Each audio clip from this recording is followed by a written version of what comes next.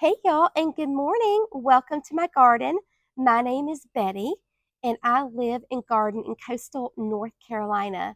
I was in Janey's video last year for Zone 8, and this year I asked her if we could do a video on how our garden has changed. Because last year I had only been gardening for a year and I really didn't have much to show. But now we have some big, beautiful blooms, and I can't wait to show them to you. All right, guys, so let's go and take a look at the beautiful garden. Okay, so this is the shade garden behind my house, and I have in here planted just a mixture of hostas and heucheras, some lungwort, impatiens. Then we have this rogue squash that came from I don't know where, but it is growing in the middle of this beautiful shade garden. And then as we go down, you can see more of the repeat of the impatiens and the hostas and the heuchera. It is just a beautiful little spot. It does get a touch of sun in the morning and a little touch of sun in the evening. And it is just so gorgeous. This area was just rocks and an area for drainage. So I'll pop a picture up on the screen to show you what it used to look like.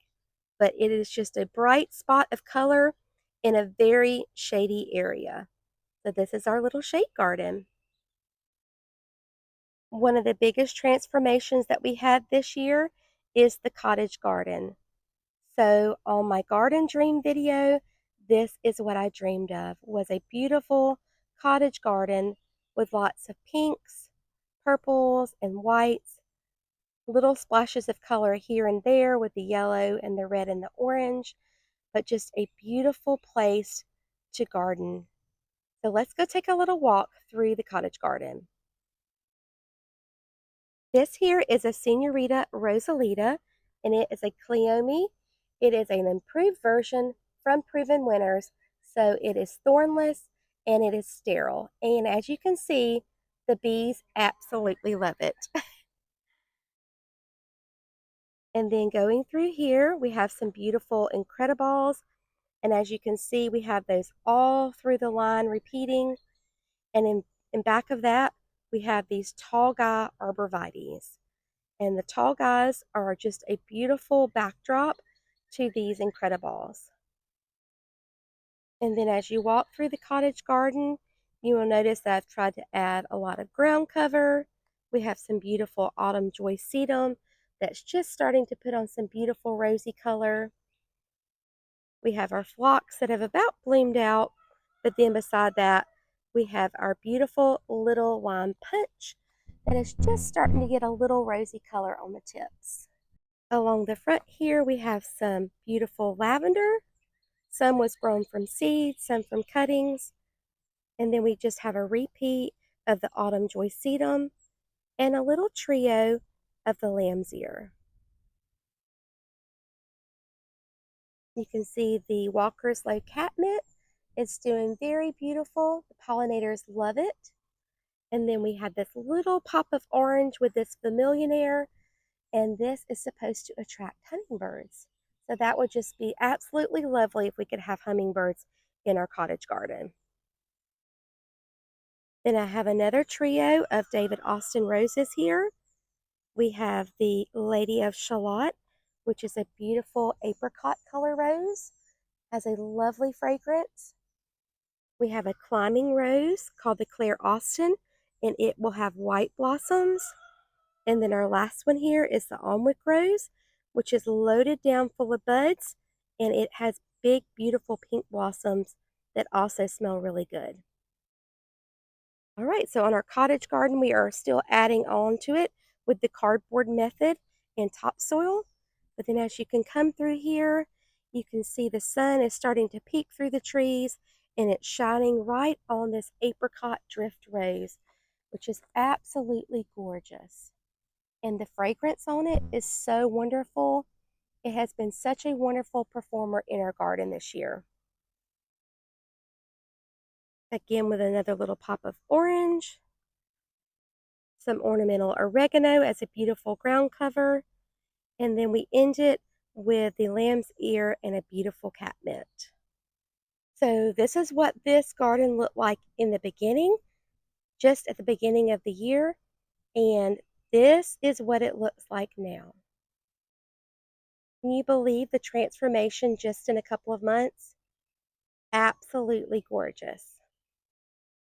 This skinny flower bed beside our house is one of our oldest flower beds, so this is almost going on 2 years old, but we've added a couple of elements to it since we've been going along.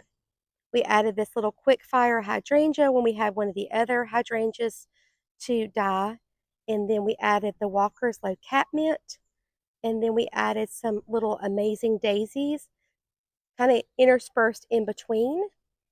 But we already have the pink muhly grass, so as you can see, it's growing really, really well.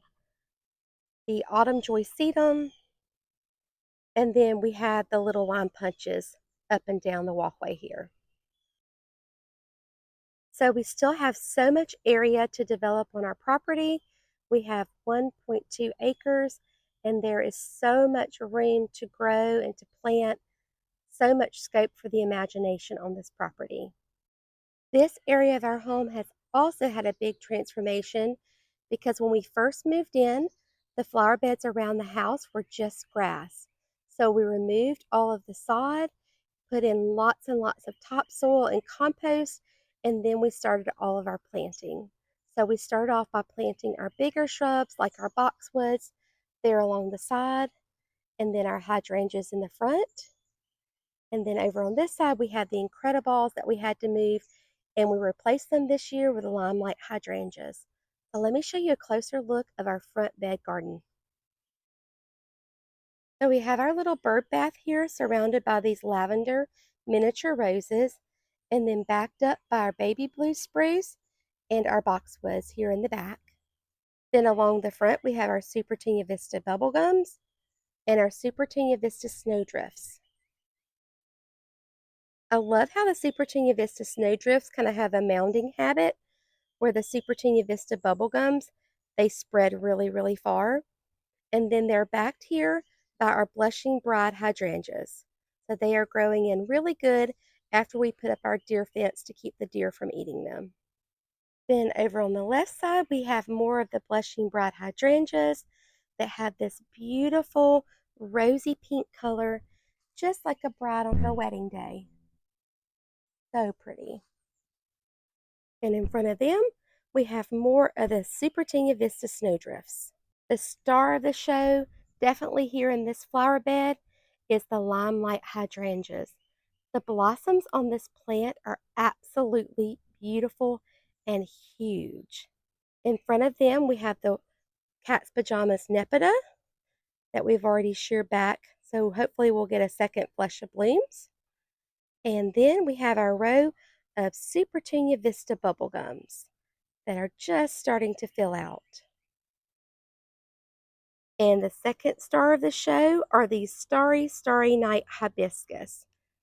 So this was a problem area because it stayed super wet, but we solved the problem with a beautiful solution. And these hibiscus are thriving in this wet soil here. They're absolutely beautiful. Thank you guys so much for joining me here today, and I hope you enjoyed this little then and now of our beautiful garden here in coastal North Carolina. And thank you, Janey, so much for letting us share these videos with you.